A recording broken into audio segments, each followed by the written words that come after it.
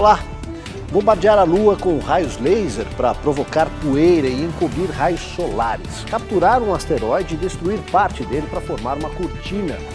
Instalar gigantescos espelhos no espaço para desviar o calor do Sol.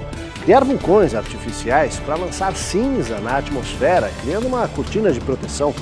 Plantar minério de ferro no mar a fim de capturar gás carbônico.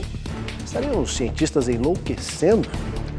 Para alguns, o uso de técnicas da geoengenharia é a melhor opção para salvar o planeta dos efeitos do aquecimento global, uma vez que a maioria dos países não admite a possibilidade de reduzir as emissões de CO2. E essa resistência se deve ao fato de que isso pode significar a redução da atividade industrial ou de transportes.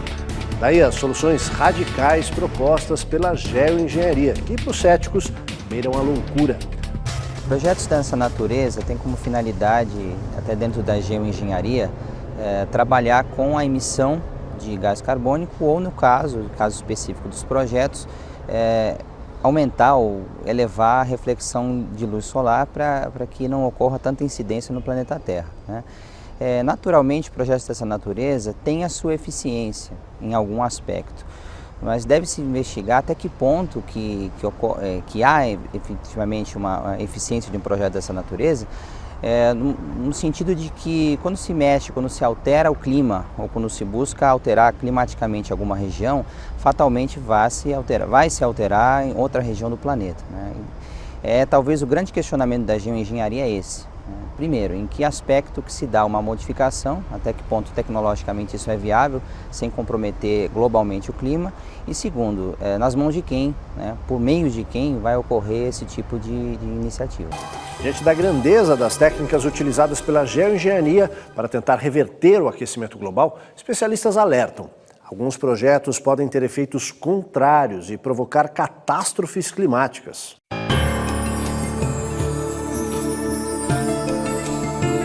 Instalar gigantescos refletores no espaço para desviar a luz do Sol, irrigar vastas áreas dos desertos do norte da África e Austrália para plantar milhões de árvores, adicionar grandes quantidades de cal ou limalha de ferro aos oceanos e bombear águas profundas, frias e ricas em nutrientes para a superfície.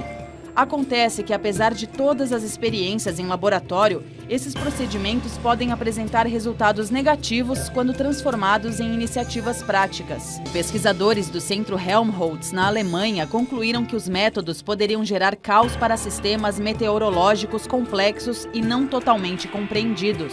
E mesmo aplicados em grande escala, o máximo que se poderia esperar seria uma queda de temperatura de 8%.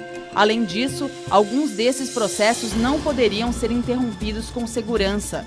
Os efeitos colaterais podem ser desastrosos, dizem os cientistas. A adição de limalha de ferro ou cal afetariam os níveis de oxigênio nos oceanos. Já os raios do Sol refletidos do espaço alterariam os padrões de chuva, enquanto reflorestar os desertos mudaria padrões de vento e poderia até mesmo reduzir o crescimento das árvores em outras regiões. Algumas das soluções propostas pela geoengenharia para salvar o planeta podem parecer muito radicais ou até insanas. Mas cabe uma pergunta. Se alguém dissesse lá pelo século XVIII que um dia um aparelho semelhante a um pássaro subiria aos céus, transportando centenas de pessoas e cruzando o planeta de um lado para o outro, quantas pessoas iriam acreditar? E o que diriam os céticos há apenas meio século, diante da hipótese de que seria possível escrever um texto num teclado e enviar a mensagem em segundos para o outro lado do mundo? Não há como negar que foi a imaginação do homem que o levou a descobertas fantásticas.